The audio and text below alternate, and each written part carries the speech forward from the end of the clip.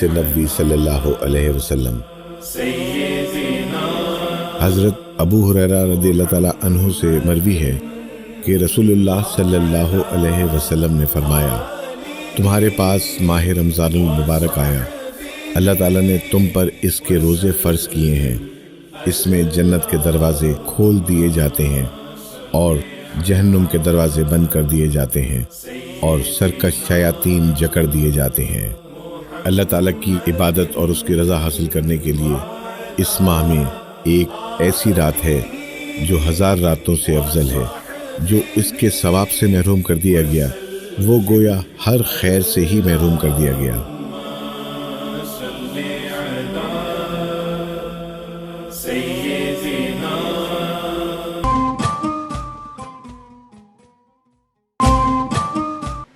औज़ु बिल्लाहि मिनश्शैतानिर्रजीम बिस्मिल्लाहिर्रहमानिर्रहीम। अस्सलातु वस्सलामु अलैका या रसूलल्लाह, अस्सलातु वस्सलामु अलैका या हबीबल्लाह। अल्हम्दुलिल्लाहि रब्बिल आलमीन अर्रहमानिर्रहीम मालिकी यौमिद्दीन। बिस्मिल्लाहिर्रहमानिर्रहीम। अस्सलामु अलैकुम।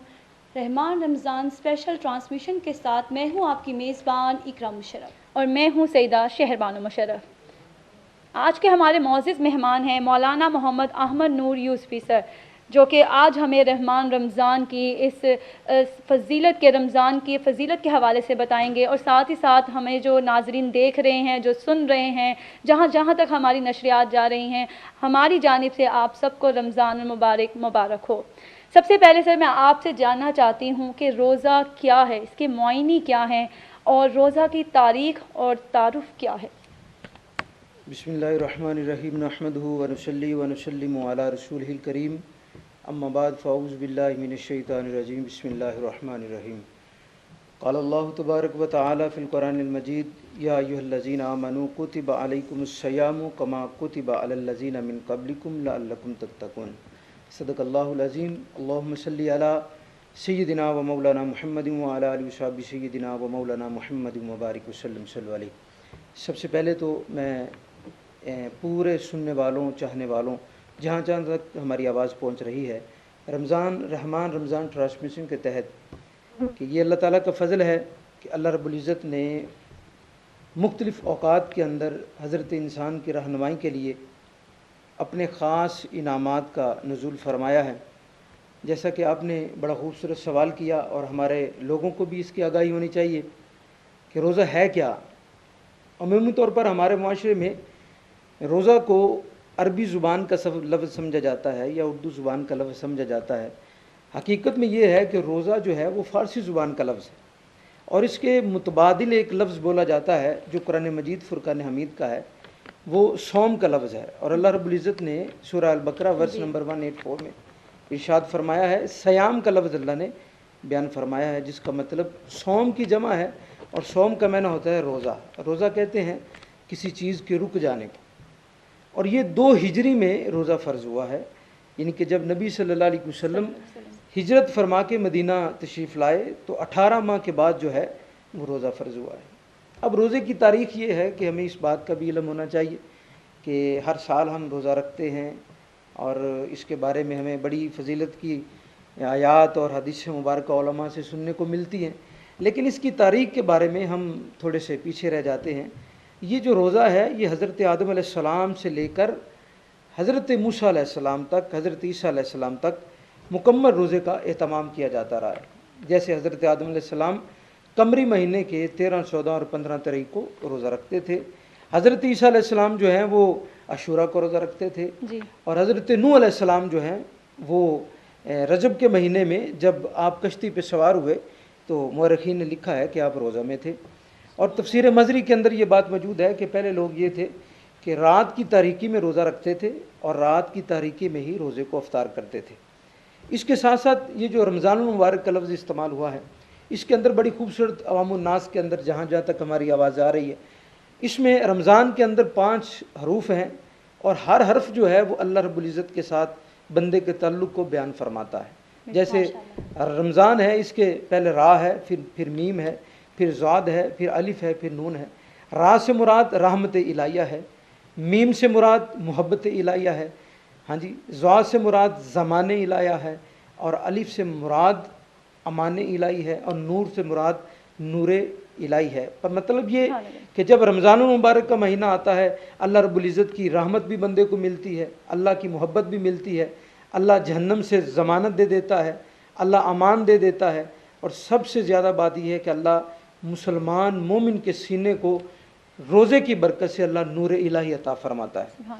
और इसी तरह जो रोज़ा है, रोज़ा नबी करीम सल्लल्लाहु अलैहि वसल्लम ने फरमाया कि हर अमल की जज़ा है, नमाज की जज़ा अलहदा है, हज की जज़ा अलहदा है, लेकिन आका अलैहिस्सलाम ने फरमाया कि अल्लाह रब्बुल इज़्ज़त फरमाता है कि रोज़ा मेरे लिए है और मैं ही उसका सबसे ज़्यादा अजर देने वाला हूँ। बेशक बेशक जी सर, ये देखें कि आजकल के इस वक्त में, इस दौरे वक्त में जहाँ हम इतनी, आपने भी सदी का भी हमें बताया, प्यारे नबी का भी बताया, तो आजकल जो बच्चे हैं, जो नौजवान नस्ल है, उनके दरमियान जो एक कॉन्सेप्ट दिया जाता है, जैसे कि बच्चे हैं उनको कहा तो जाता है कि रोज़ा रखें, लेकिन क्योंकि वालिदैन क्योंकि आजकल के इतने हो गए हैं कि वो कहते हैं कि नहीं, हमारे बच्चे की तबीयत ना ख़राब हो जाए। सर, ये बच्चों की जो उम्रों का तकाजा है कि किस उम्र से किस उम्र के बच्चे को रोज़ा वाजिब है वो रखे, वो भी हमारी आवाम को ज़रा बताएँ। जी, देखिए इसमें बड़ी खूबसूरत मिसाल है कि जब हम बच्चे को मैट्रिक की तालीम या मैट्रिक लेवल तक लेके जाते हैं ना जी, तो 10वीं जमात के तालिब इल्म को 10वीं जमात का इम्तिहान पास करने के लिए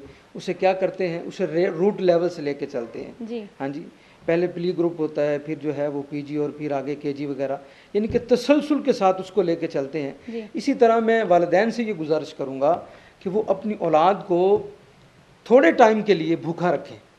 सही, मतलब ये है कि अगर 16 घंटों का रोज़ा है तो 3-3, 4-4 घंटों का जो है वो वक्फ़ा दे। और जब वालिदैन ऐसी तरबियत करेंगे अपनी औलाद की, तो बच्चे पूछेंगे कि मम्मा ये क्या हो रहा है, मुझे दूध क्यों नहीं मिल रहा, मुझे खाना क्यों नहीं मिल रहा, तो माँ बड़ी प्यार से बताएगी, बेटा ये रमज़ान का महीना है और इसमें हमने प्रैक्टिस करनी है कि जब तुम आकिल हो जाओ, बालिग हो जाओ, जब तुम पे रोज़ा फ़र्ज हो, तो तुम्हें ये पूछना ना पड़े कि इतना लंबी भूख प्यास मुझे कैसे बर्दाश्त करनी पड़ेगी। तो ये वालिदैन जब तरबियत करेंगे ना, तो इस लिहाज से नबी सल्लल्लाहु अलैहि वसल्लम का भी यही तरीका था। हजूर सल्लल्लाहु अलैहि वसल्लम ने अपने घर के अंदर सारे मामलात को जो है वो क्लियर फरमाया है, और वालिदैन का ये हक बनता है कि वो अपनी औलादों को रमज़ान मुबारक के हवाला से दूसरे जितने भी इवेंट्स हैं, इस्लामिक इवेंट्स हैं, उनके बारे में बताया जाए। और कभी कभी ये भी हो जाए कि मैं ये बतौर नेमत अल्लाह रब्बुल इज़्ज़त की बारगाह में ये बात करता हूँ कि होना ये चाहिए कि वालिदैन ऐसा घर में एक ऐसा माहौल पैदा करें कि कभी कभी जो है वो बच्चों को बिठा लिया जाए और कहें कि आए बेटा दीन की बात करें, रसूलुल्लाह सल्लल्लाहु अलैहि वसल्लम की सीरत की बात करें, हजूर के हुस्न की बात करें, कभी कभी दरूद पढ़ना शुरू कर दिया करें। तो जब औलादें पूछेंगी तो बताया जाएगा कि ये बेटा वो है जो दीन इस्लाम पर चलने वाले तुम्हारे वालिदैन हैं। सर, जिस तरह से अभी बानो ने बात की कि रोज़े की जो बीमारी, मैं आपसे ये पूछना चाहूँगी कि जब इंसान रोज़ा रख लेता है और अगर वो बीमार हो जाता है और बीमारी के बाद लोग आसपास के उसको कहते हैं कि रोज़ा आपका जो है वो टूट गया है, जबकि मैं यही पूछना चाहूँगी ऐसी कौन सी किस्में हैं जिसमें रोज़ा जो होता है वो टूट सकता है? जी, इसमें सबसे पहले ना जी हमें रोज़े की अहमियत और इसकी फजीलत के बारे में पता होना चाहिए कि रोज़ा है क्या, और किस किस्म की बीमारी जब आए तो वहाँ पे हमें रोज़े को जो है वो कहते हैं कि तोड़ना भी पड़े। हाँ जी, देखिए नबी सल्लल्लाहु अलैहि वसल्लम ने फरमाया, मन सामा रमज़ाना व एहतिसाबन ईमानन व एहतिसाबन मा तक़द्दम मिन ज़ंबिही। नबी सल्लल्लाहु अलैहि वसल्लम फरमाते हैं जो ईमान और एहतिसाब की नीयत से रोज़े रखता है, अल्लाह उसके सारे गुनाहों को माफ़ फरमा देता है। जब इंसान के अंदर ये एक शऊर पैदा हो जाता है कि गुनाहों से मेरी बचत हो रही है, मैं गुनाहों से पाक हो रहा हूँ, तो फिर छोटी मोटी जो बीमारी होती है उस पर भी वो कंट्रोल कर लेता है। अब जहाँ तक आपने ये सवाल किया, बड़ा आसान सवाल है कि किस बीमारी में कहाँ तक जो है वो रोज़े को तोड़ा जा सकता है। इसमें याद रखिएगा कि अगर जान का ख़तरा है और ऐसी कफ़ियत हो गई है कि जान निकलने वाली है और ऐसी मामलात हैं कि डॉक्टर भी कहते हैं कि आपकी जान को ख़तरा है, उस सूरत में रोज़ा को जो है वो तोड़ा जा सकता है। और इस लिहाज से हमें बड़ी एहतियात की ज़रूरत है। देखें, एक हमारे माशरे में ये भी सवाल पैदा होता है, हमने अपनी तबीयत को ये कहा है कि हम इस्लाम के ऊपर इसको नाफज कर दें, जबकि होना ये चाहिए कि इस्लाम के मुताबिक अपनी तबीयत को नाफज किया जाए। अब जैसे गर्मियों का मौसम है, मौसम गर्मा है, तो लोग कहते हैं जी गर्मी बहुत ज़्यादा है, हमने रोज़ी रोटी भी कमानी होती है, दिहाड़ी भी करनी होती है। तो मैं आपको वो तारीख पे लेके चलता हूँ कि जब ग़ज़वा बदर था, अब मैं इस बात को बिल्कुल बिला मुबालगा मैं करना चाहता हूँ कि हमारी सहरी और हमारी अफ्तारी में आप देखें कि रंग रंग के खाने और हर किस्म की चीज़ें हमारे पास मौजूद होती हैं। जी हम अपनी तारीख को देखें कि हम कहें कि गर्मियों के अंदर जो है वो रोज़े रखना बड़ा मुश्किल है। गज़वा बदर है, जी 313 सहाबा है, मैदान लगा हुआ है, हाँ जी। जी। और ये नहीं है कि वहाँ पे खाने पड़े हुए हैं। जी कुछ सहाबा के पास खजूर है, एक है, कुछ के पास आधी है और कुछ के पास खजूर भी नहीं है। वो गुठली को चूस के रोज़ा रखते हैं और गुठली को चूस के ही रोज़ा अफ्तार करते हैं। बिल्कुल। हाँ जी, जब हमारा ईमान इस लेवल का हो जाएगा ना जी। जी, तो फिर हमें पता चलेगा कि रोज़ा क्या चीज़ है। उसके आगे गर्मी और सर्दी का कोई कॉन्सेप्ट कॉन्सेप्ट नहीं नहीं है। रहेगा। सर जिस तरह जी। से आजकल के हमारे नौजवान जब रोज़ा रख लेते हैं तो जी। चीखें मारते हैं, हाय अल्लाह मुझे प्यास लग रही है, जी। तो क्या ऐसी जो बातें वो कहते हैं जी, ये जी। कहना वाजिब होती हैं? नहीं, जायज़ है क्या ये बातें ऐसी? हाँ, वाजिब तो नहीं होगी, जी, जायज़ भी जायज़ नहीं भी है। नहीं है, ऐसी आप बात। देखें ना, एक क्या ऐसे रोज़ा मकरूह हो जाता है? हाँ, उसमें कराहत पैदा होती है जी। जी। देखें कि एक बंदा किसी ऑफिस में काम कर रहा है, हाँ जी, और उसे जी। पता है मुझे ये उजरत मिलनी है, जी 20,000 है, ये 30,000 जितनी भी है। लेकिन जब वो दौरान ड्यूटी होता है तो वो कभी भी अपने मालिक से नहीं कहता, जितना मर्जी सख्त काम उससे हो, जी। कोई नहीं कहता नहीं सर मैं थक गया हूँ, आई एम टायर्ड। लेकिन नहीं, क्यों, उसे पता है कि ये मालिक मुझे छुट्टी करवा देगा। जी हाँ जी, लिहाजा हमारी यंग जनरेशन को भी इस बात का बखूबी इल्म होना चाहिए कि रोज़ा वो है जिससे हमें अल्लाह का कुर्ब हासिल होता है। जी सर, रोज़े के हवाले से हम मज़ीद भी आपसे बात करूँगी, लेकिन मेरा यहाँ पे एक आपसे अहम सवाल है जी। कि हमने ये सुना है कि रमज़ानुल मुबारक में जो है जो शैतान को अल्लाह पाक कैद जी, कर देते हैं, जी, लेकिन इंसान का जो नफ्स है, जी। नफ्सी शैतान, वो इंसान के साथ रहता है। जब आप गुनाह करते हैं तो आप उस वक्त, यानी आम दिनों की मैं बात करूँ तो आप शैतान पे उसका उज़र देते हैं, जी। लेकिन जब रमज़ानुल मुबारक आता है, रमज़ान में हमें पता है कि अल्लाह पाक ने शैतान को कैद कर लिया है, तो नफ्सी शैतान पर काबू पाने के लिए आवाम को, यानी हमारे नाजरीन को जो हमें देख रहे हैं सुन रहे हैं, उनको क्या करना चाहिए? इसमें बड़ा खूबसूरत आपका सवाल है जी और इसका जवाब भी बड़ा खूबसूरत है। देखिए, नबी सल्लल्लाहु अलैहि वसल्लम ने फरमाया कि जब रमज़ान मुबारक का चाँद नज़र आ जाता है तो शयातीन जो हैं उनको जकड़ लिया जाता है। जी अब सवाल ये पैदा होता है कि जब शैतान जकड़े गए तो फिर गुनाहों का ये जो मंज़र हमें नज़र आता है वो क्या है? जी तो वहाँ पे उलमा ने बड़ी खूबसूरत बात लिखी। वो कहते हैं कि ये चूँकि सारे साल की प्रैक्टिकल होता है, जी प्रैक्टिस होती है, वो हम छोड़ नहीं पाते, जी, जिसकी वजह से वो चीज़ें हमें रमज़ान में भी नज़र आती हैं। यानी हम ये कह सकते हैं कि यहाँ पे ईमान का जो तकाजा जी, है जी, आपका, वो एलिमेंट सामने जी, आता है। बिल्कुल। सर मैं ये भी यहाँ पे ये भी एक सवाल कर लेती हूँ आपसे कि ईमान के कितने लेवल हैं? अब देखें ना, नबी सल्लल्लाहु अलैहि वसल्लम ने एक हदीस मुबारक है, वो मुस्लिम शरीफ की 177 जो है हदीस नंबर है, जी इंटरनेशनल कोडिंग 439 है। नबी सल्लल्लाहु अलैहि वसल्लम ने फरमाया कि तुम में से कोई बंदा ऐसा है जो बुराई को देखे ना तो उसको अपने जो है वो हाथ से रोके। जी अगर उसकी ताकत नहीं फम लम यस्तती, अगर वो नहीं उसकी ताकत रखता, फबी लिसान ही, वो अपनी ज़ुबान से रोके। सही। अगर इसकी ताकत भी नहीं रखता तो हजूर सल्लल्लाहु अलैहि वसल्लम ने फरमाया अदअफुल ईमान, ईमान का सबसे नीचा दर्जा ये है कि वो अपने दिल से उसको बुरा कहे। हाँ जी, अगर रमज़ान मुबारक के अंदर जी कहीं कहीं ऐसी चीज़ें नज़र आती हैं जी जहाँ लोग जो है वो इस्लाम के अशार को, शायर इस्लाम को पामाल कर रहे हैं, जी तो वहाँ पे लोगों को हिकमत और दनाई के साथ ये समझाना चाहिए कि ये अल्लाह रब्बुल इज़्ज़त का महीना है, नबी सल्लल्लाहु अलैहि वसल्लम का महीना है, हजूर सल्लल्लाहु अलैहि वसल्लम की उम्मत का महीना है, यहाँ पे हमें एहतियात करनी चाहिए। सर जिस तरह से आपने रमज़ान की फजीलत के हवाले से हमें आगाह करते जा रहे हैं, बताते जा रहे हैं, मैं आपसे ये पूछना चाहूँगी, रमज़ान का महीना होता ही रहमतों का महीना जी, है, बेशक। इसमें अल्लाह ताला के ख़ास इनाम और उसके पैकेजेस के हवाले से अब ये देखें कि अल्लाह रब्बुल इज़्ज़त का कितना करम है कि वो पूरे साल के दौरान जो है जी अपने इन बंदों को मेहरबानी फरमाता है। जैसे जी। रजब में देखें जी। शब महराज आ जाती है, शबान में शब बारात आ जाती है, रमज़ान मुबारक में शब कदर आ जाता है, ईद उल फितर आ जाता है, ईद उल अज़हा आ जाता है। यानी कि ये ऐसे इवेंट हैं जिसके अंदर अल्लाह रब्बुल इज़्ज़त का जो है वो कुर्ब हासिल होता है अपनी मखलूक को।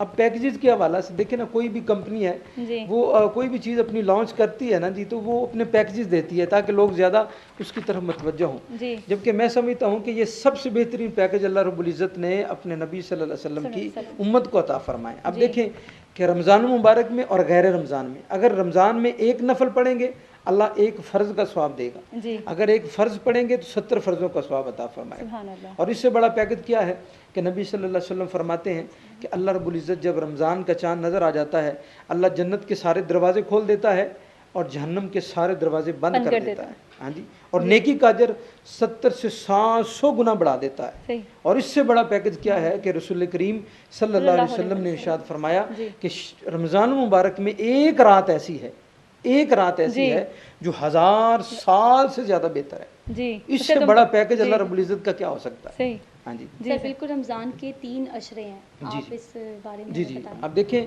रमज़ान मुबारक का पहला अशरा जो है वो जी। अशरा रहमत कहते हैं। जी, रहमत इसमें अल्लाह की रहमतें नाज़िल होती हैं। दूसरा जो है वो मगफिरत है, बख्शिश है। जी। और तीसरा है जहन्नम से आज़ादी। आज़ादी का बिल्कुल। अब देखिए, ये नहीं है निजात का। कि दूसरा अशरा अगर मगफिरत का है तो रहमत नहीं है, अगर पहला रहमत का है तो उसमें मगफिरत नहीं, ये नहीं है। ये नहीं है जी। होता ये है कि एक बात समझाने के लिए की जाती है कि पहले अशरे के अंदर अल्लाह की रहमतें समेट लें, जी। दूसरे में अल्लाह से अपनी मगफिरत मांग लें, और तीसरे में जो है वो जहन्नम से आज़ादी मांग ले। होता ये है कि जब हम जहन्नम से आज़ादी मांगते हैं तो बख्शिश मिल जाती है। बख्शिश मिलती उस वक्त है जब अल्लाह की रहमत हमें मिलती है। जी सर, अभी आपने जिक्र किया कि रहमत, मगफरत और नजात का जो ये तीनों अशरों का कॉन्सेप्ट है वो ये है, लेकिन हम अपने अल्लाह ताला को हम जो जानता है बंदा अपना कि अल्लाह बहुत बड़ा है, रहम करने वाला है, माफ़ करने वाला है, तो एक गलती का जो एक कंसेप्ट आता है कि इंसान कहते हैं मुझसे गलती हो गई, और हमने देखा कि अज़ल से हज़रत आदम अलैहिस्सलाम से जब गलती हुई अल्लाह पाक ने उनको भी माफ़ किया, उनकी माफ़ी उन्होंने ली, हज़रत यूनुस अलैहिस्सलाम ने भी ली। इसी तरीके से अगर हम देखेंगे हमारी जो आम आवाम आजकल के जो नौजवान स्पेशली हैं, ये जब अल्लाह पाक की बारगाह इलाही में जाते हैं तो एक दूसरे के साथ जो उनकी आपस में बातचीत हो रही होती है उस दौरान वो ये कहते हैं कि अब तुमने गलती किया, रमज़ान में तुम माफ़ी मांग लोगे, फिर तुम वही गलती कर लोगे। और अल्लाह पाक ने शैतान को जवाबन यही कहा था कि मेरा बंदा जब जब मुझसे क़यामत तक माफ़ी मांगेगा मैं उसे माफ़ करता रहूँगा।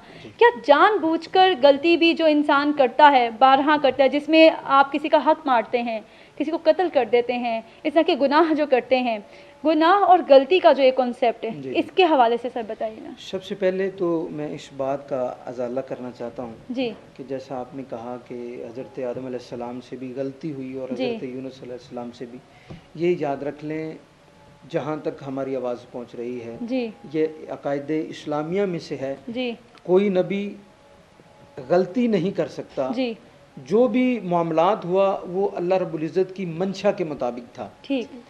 अल्लाह रब्बुल इज़्ज़त ने जब हज़रत आदम अलैहिस्सलाम को उस दरख्त के करीब जाने से मना फरमाया तो उससे पहले अल्लाह ने ये फरमा दिया था कि मैंने तुझे खलीफा बनाना है। जी। तो अंबिया की जो अंबिया से जो मामलात होते हैं और आम बंदे से जो मामला होता है उसके अंदर ज़मीन और आसमान का फ़र्क है। ये एक बात अपने जहन में बिठा लीजिए। दूसरी बात, आप कह रहे हैं कि रमज़ान मुबारक में अगर बंदा पहले गलती करता है, वो कहते हैं रमज़ान में माफ़ी मांग ले, तो फिर वो उसी बात को दोहराता है। तो नबी सल्लल्लाहु अलैहि वसल्लम की बारगाह में एक शख्स आया, उसने कहा या रसूलल्लाह मैंने 70 मरतबा तौबा की है और 70 मरतबा मैंने माफ़ी मांगी है, अब क्या इसके बाद अगर गुनाह मुझसे हो तो मैं माफ़ी मांगूँ तो मेरी कबूल हो जाएगी? तो नबी रहमत सल्लल्लाहु अलैहि वसल्लम ने इरशाद फरमाया कि मेरा रब तो इतना रहमान है, तुम उसकी तरफ कदम बढ़ाओ, वो 10 कदम उसकी रहमत दौड़कर तुम्हें अपनी आगोश रहमत में ले लेगी। तो ये बात हमें समझनी चाहिए कि तौबा का जो कॉन्सेप्ट है ना जी, उसके अंदर ऐसी तौबा करें जैसा सूफिया ने लिखा है कि तौबा ऐसी होनी चाहिए जिस तरह एक चीज़ मुंह से निकल जाता है ना लफाज, वो दोबारा वापस नहीं हो सकता। तो तौबा का भी ये होना चाहिए कि जब अल्लाह की बारगाह में तौबा कर ली जाए तो उस पर अल्लाह से इस्तकामत मांगी जाए कि अल्लाह हमें दोबारा इस गुनाह की तरफ माइल होने से बचा। सर इसी तरह जिस तरह से हम आपस में एक दूसरे से वादे करते हैं, जो वादे का कॉन्सेप्ट है, जैसे अब रमज़ानुल मुबारक चल रहा है, इसमें अब मैं इनसे वादा करती हूँ और उसकी खिलाफ़ी कर दूँ, जिसे तोड़ दूँ, तो कहते हैं ज़्यादा गुनाह मिलता है, जबकि आम दिनों में भी आप वादा खिलाफ़ी कर जाते। तो ये कॉन्सेप्ट जो आजकल रूज पे जा रहा है कि वादा तुमने रमज़ान में तोड़ दिया तुम्हें ज़्यादा गुनाह मिलेगा, तो इसका क्या कॉन्सेप्ट है? इसमें हमें पहले समझना पड़ेगा कि जिस तरह ये एक बात है कि नेकी का अजर जो है वो बढ़ा दिया जाता है जी, तो इसका अगर दूसरा पहलू देखें तो गुनाह का जो है वो भी बढ़ जाता है, वो भी बढ़ जाता है ना जी। तो उसमें जब वादे के बारे में आया तो अल्लाह रब्बुल इज़्ज़त ने फरमाया इन्नल अहद काना मसूला, वादा करो तो उस पर पूरा अहद को पूरा करो और अहद के बारे में तुमसे पूछा जाएगा। अब कुछ अहद हैं जो अल्लाह और उसके रसूल सल्लल्लाहु अलैहि वसल्लम के साथ हैं, कुछ ऐसे वादे और अहद होते हैं जो बंदों के दरमियान होते हैं। तो नबी सल्लल्लाहु अलैहि वसल्लम की 63 साल ज़िंदगी के अंदर ये हमें बात मिलती है कि हुजूर ने जो भी वादा फरमाया जी हुजूर ने उसको पूरा किया, और हमें भी ये तालीम दी कि अगर वादा करो तो वादे की पासदारी करो। फिर रमज़ान मुबारक में हम देखते हैं कि हर कोई नमाज की 5 वक्त नमाज की पाबंदी करता है, नमाज तरावी का भी करते हैं, एतकाफ़ पे भी बैठते हैं। लेकिन मेरा यहाँ पे सवाल ये है कि 5 वक्त के जो नमाजी रमज़ान मुबारक में बनते हैं, तो जब दूसरा उसको देखता है कि आम दिनों में इस तरह नमाज नहीं पढ़ रहा था, कुरान मजीद की तलावत वैसे नहीं कर रहा था, तो वो उसको जाकर जब ये अल्फाज कहता है कि अब तुम इस महीने में नेकियां कमाने के लिए आ गए हो, अजर कमाने के लिए आए हो, तुम्हें आम दिनों में अल्लाह पाक याद नहीं आते, तो ये जो एक नफ्स के साथ जो लड़ाई चलती है एक इंसान के अंदर, जब वो ये बात सुनता है, तो इस पे क्या अमल उसको करना चाहिए ऐसा अपनी, क्योंकि हम पर 5 नमाजें फ़र्ज़ हैं, अदायगी फ़र्ज़ है, लेकिन क्योंकि रमज़ान मुबारक में इंसान कहता है नहीं अल्लाह ने हमें याद खुद किया, हमने जाना है, और ये भी है कि अल्लाह जब तक ना चाहे नमाज पे बंदा नहीं जा सकता। तो ये जो नफ्स के अंदर एक नया ये लेके आ गए कि वो बंदा रमज़ान में भी छोड़ दे पढ़ना नमाज, सर इस पे कुछ बताएं। इसमें मैं अपने शेख कामिल हज़रत अल्लामा मौलाना पीर मुनीर अहमद यूसुफ़ी रहमतुल्लाह ताला की एक बड़ी खूबसूरत बात ऐड करूँगा जी। वो फरमाया करते थे कि बेटा अल्लाह रब्बुल इज़्ज़त ने 11 महीनों में एक महीना ऐसा रखा है जिसके अंदर अल्लाह रब्बुल इज़्ज़त अपने बंदों से अपनी इबादत की प्रैक्टिस बाई प्रैक्टिकल करवाता है। जी। तो ये अगर देखें ना, अगर एक बंदा मस्जिद में आ रहा है, नमाज़ पढ़ने के लिए आ रहा है, तो बंदा मोमिन जो है, ईमान वाला है, वो उसे सवाल नहीं करेगा कि अब तू क्यों आया है। जी। ठीक है कि गैर रमज़ान में तो नज़र नहीं आता था। जी। जबकि हमारे सूफिया सुलहा और हमारे जितने बुज़ुर्ग गुजरे हैं वो ये फरमाते हैं कि अगर कोई बंदा तुम्हें मस्जिद में आना शुरू कर दे, नज़र आता है, तो उसके लिए इस्तिकामत की दुआ मांगी जाए। हमारा रवैया, हमारा जाविया कुछ और तरह का है। हमने कुछ ऐसी चीज़ों को अपने अंदर समो लिया है जो जिसका ताल्लुक इंसान से नहीं है बल्कि वो अल्लाह रब्बुल इज़्ज़त के साथ है। अब देखिए जो मालिक उसको आने की तौफीक दे रहा है, आ तो रहा है ना उसकी बारगाह, तो उसकी बारगाह में जब आता है तो बड़े बड़े मैंने लोगों को देखा है, मेरा मुशाहदा है कि जो गैर रमज़ान में नमाज नहीं पढ़ते थे, रमज़ान मुबारक में आना शुरू हो गए, तो अल्लाह ने ऐसी तौफीक दी कि वो सारा साल ही मस्जिद में नज़र आए। हाँ जी। तो इस लिहाज से हमें थोड़ी सी एहतियात करनी चाहिए और अपनी ज़ुबान को इस लिहाज से बड़ा मोहतात तरीके से इस्तेमाल करना चाहिए। अल्लाह रब्बुल इज़्ज़त की ज़ात बड़ी बेनियाज ज़ात है, वो बख्शने पे आए तो अपने कर्म फजल से गुनाहगारों को बख्श सकता है।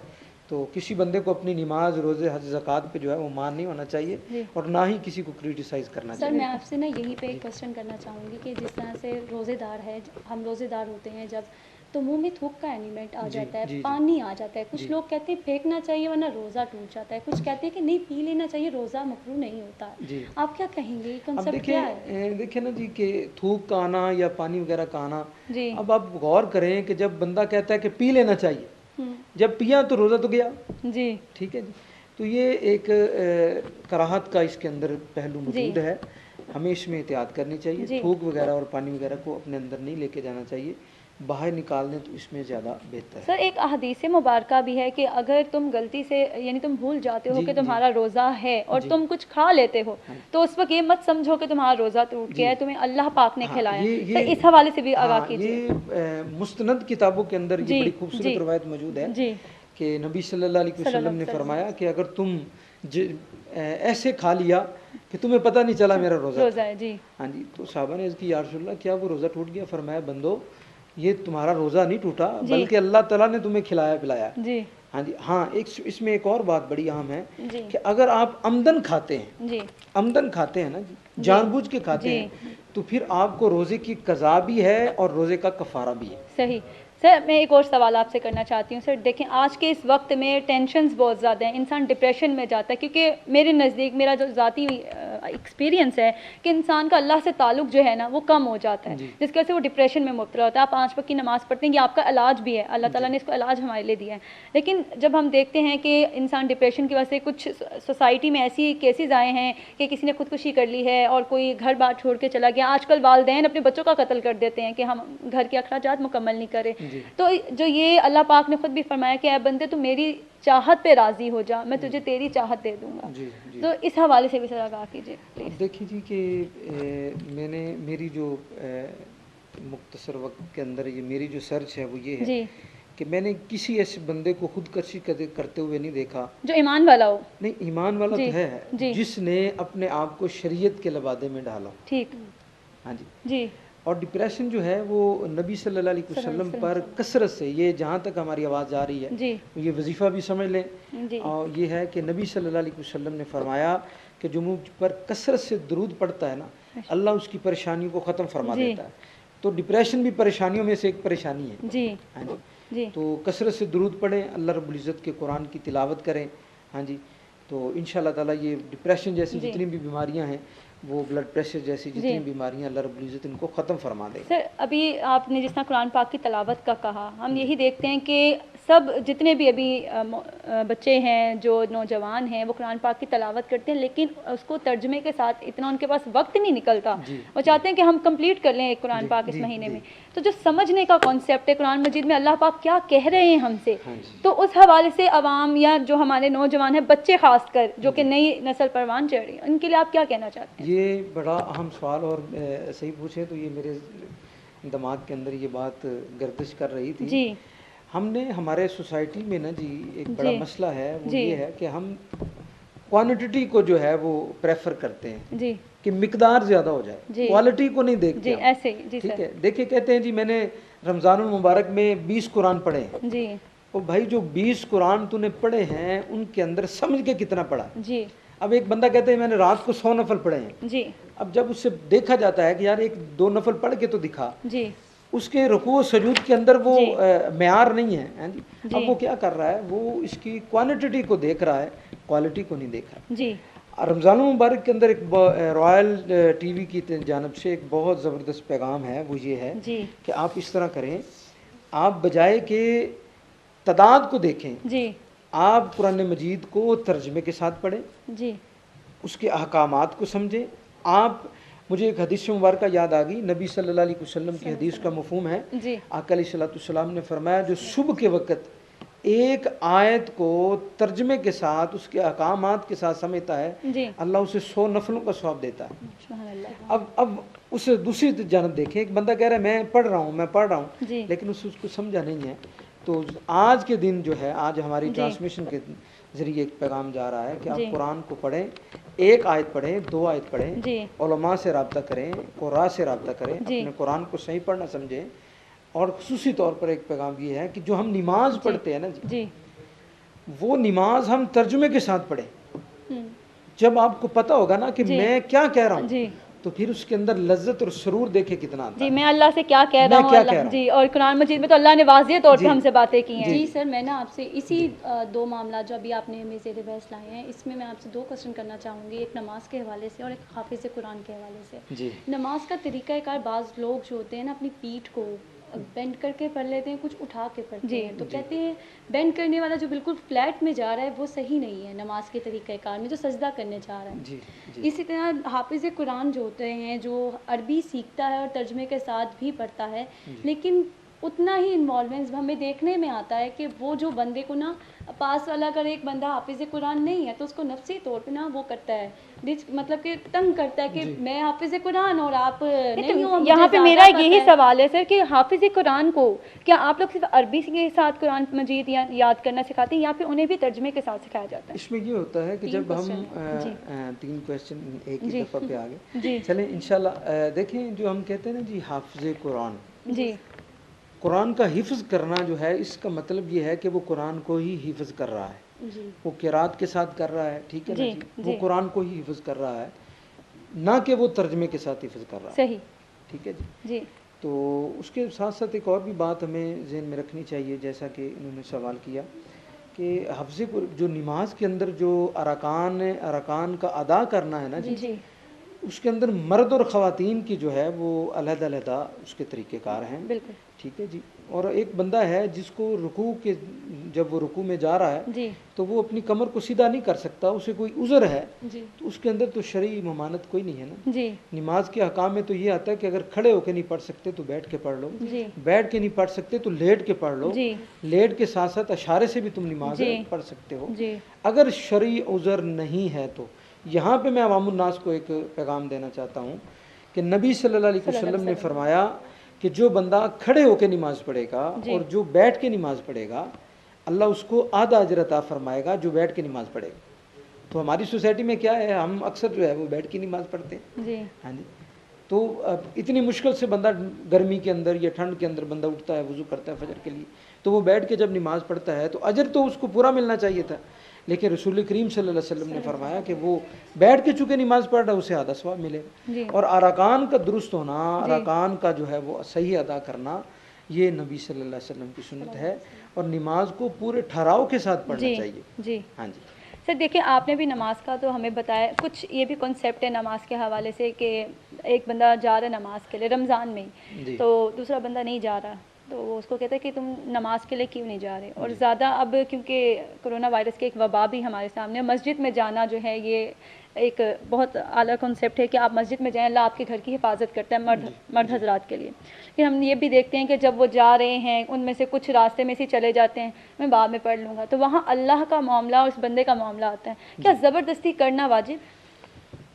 देखिए जी, जहाँ तक ज़बरदस्ती का मामला है, अल्लाह रब्बुल इज़्ज़त ने कुरान मजीद फुरकान हमीद में इरशाद फरमाया ला इकराह फिद्दीन, दीन के अंदर कुछ जबर नहीं है जी। लेकिन दूसरी जानिब हम एक हदीस मुबारका पढ़ते हैं, नबी सल्लल्लाहु अलैहि वसल्लम ने फरमाया कि जब बच्चा 7 साल का हो जाए, दाएं और बाएं को पहचानना शुरू हो जाए, उसको नमाज की तरगीब दो।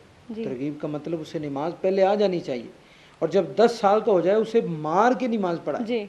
मतलब ये कि जब वो बचपन में नमाज पढ़ेगा ना जी, तो बड़े होके उसे समझाना नहीं पड़ेगा कि नमाज तेरे ऊपर फ़र्ज है। जी हाँ जी, इस बात को ज़रा हम समझना चाहिए। तो ये ज़रूर बात है, ये अल्लाह और उसके रसूल का मामला है, नमाज बंदे का पढ़ना और ना पढ़ना। लेकिन अगर हम किसी और मामले में ज़बरदस्ती कर सकते हैं तो हिकमत और दनाई के साथ हम नमाज की भी तबलीग उसको कर सकते हैं, इसमें कोई हर्ज नहीं। सर एक और सवाल है कि नमाज के अंदर जो फ़र्ज़ हैं, आजकल ये कहा जाता है, ये आपस में लोग बात करते हैं कि नमाज के तुम फ़र्ज़ अदा कर लो ये भी काफ़ी है, लेकिन सुन्नत ना भी करो तो कोई इतना मामला नहीं है। लेकिन जहाँ तक मैंने सुना है कि अगर सुन्नत भी अदायगी कर लो, आपने जो नमाज़ें नहीं पढ़ी होती, अल्लाह पाक उस सुन्नत के अजर में आपको उनका भी सवाब दे देता है। तो आप इस हवाले से भी ज़रा बताएं। देखिए ना, माशाल्लाह टॉपिक तो हमारा चला है रोज़े का, लेकिन उसके साथ साथ चूँकि नमाज भी आ गई, ठीक है जी। तो बात ये है कि जब ऐसी बात करते हैं ना जी कि सिर्फ फ़र्ज़ को अदा कर लें जी, तो फिर हम स्टार्ट से लेना कि जब वज़ू करते हैं जी, वज़ू के 4 फ़राइज़ हैं, बाकी सारा तरीका सुन्नत है जी। तो अगर हम कहें कि सिर्फ फ़र्ज़ ही पढ़ लें, तो नबी सल्लल्लाहु अलैहि वसल्लम की कोई ऐसी तालीमात नहीं हैं जिनके अंदर करीम नबी सल्लल्लाहु अलैहि वसल्लम ने ये इरशाद फरमाया हो कि भाई सिर्फ फ़र्ज़ पढ़ने हैं, सुनते नहीं पढ़ने जी। जबकि यहाँ पे एक और भी मसला मैं बता दूं, हम जब कसर नमाज पढ़ते हैं ना जी, तो कसर सिर्फ फ़राइज़ की है, ना कि सुन्नत और नवाफिल की जी। हाँ जी, ठीक। तो सुन्नत मुबारका जो है वो नबी जैसे हमें पता होना चाहिए, एक होता है सुन्नत मुअक्कदा, एक होता है सुन्नत गैर मुअक्कदा। और नबी सल्लल्लाहु अलैहि वसल्लम ने पूरी ज़िंदगी में कभी सुन्नत गैर मुअक्कदा भी आपने कज़ा नहीं फरमाई थी। सुभान अल्लाह। तो ये हमें सोचना चाहिए कि दीन इस्लाम बड़ा खूबसूरत दीन है जी। इसके अंदर ऐसी बात इंक्लूड ना करें जो इंसानों को जो है वो अल्लाह रब्बुल इज़्ज़त से दूर कर दे जी। जी सर, मैं आपसे यहीं पे एक और क्वेश्चन करना चाहूँगी, रोज़े की क़ज़ा के मुतालिक जो शरई अहकाम है ना वो बताएं। जी जी, इसके अंदर रोज़े की क़ज़ा के अंदर ये बात तवज्जो से समाअत फरमाएं सामीन सारे कि अगर बंदा सफ़र में है जी, तो अल्लाह रब्बुल इज़्ज़त ने उसको छूट दी है कि वो रोज़े की क़ज़ा कर सकता है। लेकिन अगर चूँकि जैसे आजकल मामलात हैं, बेहतरीन जो है वो ट्रांसपोर्ट है, इतनी मुशक्क़त वाला काम नहीं है जी, तो इसमें हाँ, अगर एक बात ये है कि अगर कोई बंदा जानबूझ के रोज़े को तोड़ता है या छोड़ता है जी, उसकी क़ज़ा भी है और उसका कफ़ारा भी है। हाँ जी, तो इस मामले में कुछ ऐसे चीज़ें हैं जो हमारी अजीम इस्लामी बहनों के लिए, माओ बहनों के लिए है जी। कि उसमें यह है कि एक माह के अंदर एक ऐसा, चूँकि इस्लामिक स्टडी के अंदर अल्लाह रब्बुल इज़्ज़त ने हर चीज़ को वाज़ेह बयान फरमा दिया है। मैं ये पैगाम अपनी तमाम तर इस्लामी बहनों, माओ बहनों, बेटियों को देना चाहता हूँ कि उन अयाम के अंदर आपको नमाज की माफ़ी है, उसकी क़ज़ा नहीं है। अगर उन अयाम में अगर रमज़ान के रोज़े आते हैं तो आपको बाद में अगले रमज़ान से पहले रमज़ान के रोज़ों की क़ज़ा करना होगी, क़ज़ा रोज़ों की क़ज़ा लाजमी करना होगी। और फिर इसमें एक और है कि एक होता है कफ़ारा, रोज़े का कफ़ारा, वो है एक मस्कीन आज़ाद करना, ठीक है, या 2 माह के रोज़े रखना, या 60 मस्कीन को खाना खिलाना। एक है फ़िदिया सोम जी। रोज़े का फ़िदिया क्या है? वो ये है कि हर दिन के लिए किसी मस्कीन को 2 मरतबा सुबह और शाम या दोपहर पेट भर के खाना खिलाना, ये जो है वो रोज़े की कज़ा में शामिल हो जाएगा। और जो बंदा जानबूझ के दौरान रोज़ा खा लेगा, कहता है मुझे कोई नहीं देख रहा, हाँ जी, कोई नहीं मुझे देख रहा, लेकिन अल्लाह की ज़ात उसे देख रही है, तो वो अगर जानबूझ के ऐसा अमल करेगा तो उसको रोज़ा कज़ा भी करना पड़ेगा और उसका कफ़ारा भी अदा करना पड़ेगा। सर आपसे यहीं पे एक और सवाल करती हूँ कि रोज़े में किन बातों का ख्याल रखना चाहिए या एहतियात करनी चाहिए? इसमें बड़ी अहम बात है। नबी करीम रऊफ़ रहीम सल्लल्लाहु अलैहि वसल्लम ने इरशाद फरमाया, हज़रत अबू हुरैरा इस हदीस के रावी हैं, आका अलैहिस्सलाम ने फरमाया, अगर कोई बंदा तुम में से झूठ नहीं छोड़ता, बुरे काम नहीं छोड़ता, तो अल्लाह को उसके भूख और प्यास की कोई ज़रूरत नहीं। कितनी बड़ी बात है कि रोज़ा भी रखे, झूठ भी बोले, बुरे काम भी करे, तो फ़कत वो क्या है, वो भूख और प्यास को बर्दाश्त कर रहा है। तो आका अलैहिस्सलाम फरमाते, अल्लाह को कोई ज़रूरत नहीं है। मिसाल के तौर पर जब हम दौरान रोज़ा जो है वो झूठ भी बोल जाते हैं, गीबत, चुगली और तनकीद भी करते हैं, फसाद भी फैलाते हैं, तो वहाँ पे ये नाजायज़ और हराम चीज़ें हैं, इससे रोज़े के अंदर कराहत पैदा होती है। यहाँ पे एक और बड़ी मैं आम मसला सामीन को रॉयल टीवी की और रॉयल न्यूज़ की जानब से, टीम की जानब से मैं बताना चाहता हूँ कि एक होता है अजान और एक होता है सहरी। जी हमारे अजीब सा कॉन्सेप्ट है, हम कहते हैं जी मेरी मस्जिद की अजान नहीं है, अभी शुरू नहीं हुई, तो खाते रहते हैं, जबकि याद रखें कि अजान स्टार्ट ही उस वक्त होती है जब सहरी का वक्त ख़त्म हो जाता है। क्योंकि हमारे मुल्क के अंदर मुख्तलिफ औकात हैं, हाँ जी, अरब मुमालिक में एक ही वक्त में सारी अजानें होती हैं, हमारे एक महल्ले के अंदर 2-3 वक्त के अंदर अजानें आ रही होती हैं मसाजिद के अंदर। तो ये याद रखें, जो पहली अजान आ जाए उससे पहले पहले सहरी का वक्त ख़त्म हो जाता है। सहरी और चीज़ है, अजान और चीज़ है, इसमें एहतियात करना चाहिए। ठीक है सर, अभी आपने बताया कि सहरी और चीज़ है और अजान और चीज़ है, तो अफ्तारी में भी तो यही है कि सर एक मस्जिद से अजान आ जाती है तो अफ्तार के लिए बैठ जाते हैं, दूसरी मस्जिद से बाद में आती है, तो इसमें भी तो औकात जो हैं वो मुख्तलिफ है। मैं इसकी वजाहत करता हूँ जी। नंबर एक तो जो अफ्तारी है ना जी, वो अजान पे नहीं होती जी, इसका एक मगरिब से पहले आपने करना है अफ्तार जी, तो इसका ऐलान अलहदा होता है। अगर पहली आवाज़ आपके कानों में पड़ गई कि अफ्तारी का टाइम हो गया, रोज़ा खोल लें, तो फिर उसको खोल लेते हैं। हाँ, इसके हवाले से मैं एक बात करना चाहता हूँ कि हमें एहतियात क्या करनी चाहिए। अगर दौरान रोज़ा हमें गुस्ल की हाजत हो जाए तो वहाँ पे याद रखें, ना गरगरा करें, ना हम नाक में पानी डालें जी, उसी तरह वज़ू कर लें और फिर उसको गुस्ल का जो तरीका है वैसे कर लें, ठीक है। अगर ऐसा वक्त है कि सहरी का वक्त जा रहा है तो सिर्फ वज़ू करके सहरी कर लें, उसके बाद आप गुस्ल कर लें। ये भी बड़ी एहतियात की ज़रूरत है। हमारी अवामुन्नास को इस बात का बिल्कुल पता नहीं है, वो नहीं देखते, रोज़ा भी रखा होता है और गरगरा भी कर रहे होते हैं, ठीक है जी, नाक में पानी भी डाल। सर तो ये जो आजकल कहते हैं कि रोज़ा रोने से टूट जाता है जी, ये इसके हवाले से बताएं सर, रोने से कैसे टूट जाता है? देखिए ना, कि पानी नहीं आना चाहिए आपकी आंख से भी, ये गलत बात है, इसका इस्लाम से तेल नहीं लगा सकते बालों में, नहीं लगा सकते हैं। मैं 1-2 मसाइल चंद मिनट के अंदर बता देता हूँ। तो इस तरह हो कि आंखों से आंसू आए और वो मुंह के अंदर जाएं जी, और मुंह के अंदर आंसू की नमकीन जो है वो महसूस हो जी, और मुंह भर जाए जी, तो उसके अंदर कराहत पैदा होती है। वगरना रोने से, जब अल्लाह की बारगाह में रोना आ जाए तो उससे बड़ा बंदे के लिए इनाम क्या हो सकता है जी, ठीक है। और कहते हैं सर पे तेल नहीं लगाना चाहिए, सुरमा नहीं लगाना चाहिए, ये ऐसी मन गढ़ंत बातें हैं जिसका शरीयत इस्लामिया के अंदर और शरीयत मोहम्मदिया सल्लल्लाहु अलैहि वसल्लम के अंदर कोई इसका ताल्लुक नहीं है। सर एतकाफ़ के हवाले से भी कुछ बता दें। हाँ जी, इतकाफ़ जो है ये इसका ये अकफ़ से निकला है, इसको भी कुरान मजीद फुरकान हमीद के अंदर अल्लाह रब्बुल इज़्ज़त ने सूरह अल बकरा के अंदर बयान फरमाया है जी। और ये आखिरी अशरा में इतकाफ़ नबी सल्लल्लाहु अलैहि वसल्लम फरमाते थे, ठीक है। और इसका अजर क्या है, अल्लाह रब्बुल इज़्ज़त 2 हज और 2 उम्रे का सवाब अता फरमाता है। अब मुख्तसर मैं बताता चलूँ कि ये जो इतकाफ़ है, इसके ये 3 किस्म का इतकाफ़ होता है जी। हमारे लोगों को नहीं पता कि इतकाफ़ हम किस चीज़ का बैठ रहे हैं। 3 किस्म का इतकाफ़ है। एक इतकाफ़ वाजिब है, एक इतकाफ़ सुन्नत मुअक्कदा अलल कफ़ाया है, और तीसरा इतकाफ़ मुस्तहब है या नफल है जी। हाँ जी, तो पहला जो इतकाफ़ वाजिब है उसके लिए मन्नत मानी जाती। मिसाल के तौर पर मैं कामयाब हो जाऊँ जी इम्तिहान में, तो मैं इतकाफ़ करूँगा, उसकी मुद्दत 1 दिन और 1 रात है। अगर हमने ये मन्नत मानी, नज़र जी, मानी जी। कि मैं पास हो जाऊंगा तो पूरे 10 दिन का इतकाफ़ करूंगा, तो वहाँ पे हमें 10 दिनों का इतकाफ़ करना पड़ेगा। और इतकाफ़ सुन्नत मुअक्कदा अलल कफ़ाया ये है कि इलाका के अंदर किसी ना किसी एक बंदे को इतकाफ़ बैठना पड़ेगा, अगर नहीं बैठेगा तो सारा इलाका जो है वो गुनाहगार होगा। और इतकाफ़ मुस्तहब जो है, जी। जब भी हम मस्जिद में जाएं हम इतकाफ़ की नियत कर लें, जी। नफल इतकाफ़ की नियत कर लें, जी।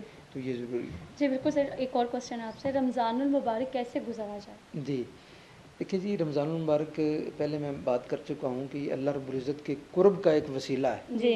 तो हमें कसरत से जो है वो, चूँकि मामलात भी करने होते हैं, काम भी करने होते हैं, ड्यूटीज़ भी लोगों की होती जी। हैं, तो अगर उसके अंदर नहीं हम खड़े होकर नफल पढ़ सकते तो कम से कम ये हो कि हम नबी सल्लल्लाहु अलैहि वसल्लम पर कसरत से दुरूद पढ़ते रहें। जी। और ये ना हो कि हम टाइम गुजारने के लिए कभी फेसबुक खोल लें और कभी जो है वो चैटिंग पे शुरू हो जाए, और जी। कभी हम गेम्स पे पता चले जी मैं जी अफ्तारी का जो है ना सर वो सो के भी गुजार देते हैं कुछ तो। ठीक है ना जी। जी। तो ये इसमें एहतियात करनी चाहिए। जी। ये ऐसा मुकर्रम महीना जो ज़िंदगी में बार बार नहीं मिलता है, जी। खुश नसीब लोगों को मिलता है। सर आपको भी पता है कि अभी कोरोना वायरस जो एक वबा है वो आलमी दुनिया में हर जगह फैली हुई है। जी। इस हवाले से भी आवाम को आगाह करें, क्योंकि कुछ कहते हैं ये अजाब है, और बीमारी, कहीं हम ये भी सुनते हैं कि बीमारी एक रहमत भी है रब की जानिब से, और इसमें हमने देखा कि जानों का ज़िया भी बहुत हुआ है। तो हमारी नाजरीन को सर आगाह कीजिएगा कि इसमें उन्हें क्या करना है। अल्लाह रब्बुल इज़्ज़त का कुरान मजीद फुरकान हमीद में ये जी। वाज़ेह इरशाद है। अल्लाह रब्बुल इज़्ज़त फरमाता है जब कोई रहमत नाज़िल होती है जी। तो अल्लाह की तरफ से होती है, और अगर कोई मुसीबत आती है तो जी। वो बंदे के अपने हाथ की कमाई है। जी। हमें ये देखना पड़ेगा कि ये इतनी बड़ी वबा जो आई है, जी। इसके अंदर असल हकीकत इसके अंदर क्या है। जी। अल्लाह रब्बुल इज़्ज़त जब बंदों से नाराज़ होता है ना, जी। तो वो ऐसी चीज़ों का ज़हूर फरमाता है जो बंदे को अल्लाह के करीब करने का ज़रिया होते हैं। ये कोरोना वायरस जैसी जो बीमारी है, इसमें ये है कि आप कसरत के साथ इस्तिग़फ़ार करें, अल्लाह की बारगाह में तौबा करें, नबी सल्लल्लाहु अलैहि वसल्लम के साथ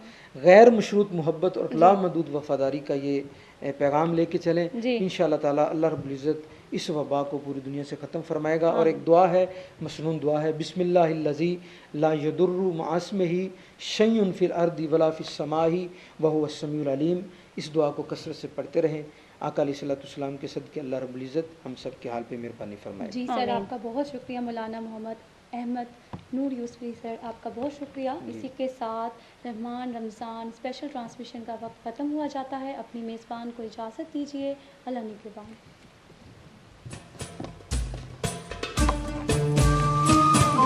हदीस नबवी सल्लल्लाहु अलैहि वसल्लम। इमाम ज़ैनुल आबिदीन हज़रत अली बिन हुसैन रदी अल्लाह अन्हुमा अपने वालिद गिरामी हज़रत इमाम हुसैन रदी अल्लाह अन्हु से रिवायत करते हैं कि रसूलुल्लाह सल्लल्लाहु अलैहि वसल्लम ने फरमाया, रमज़ानुल मुबारक में 10 दिन एतकाफ़ करना 2 हज और 2 उम्रे के सवाब के बराबर है।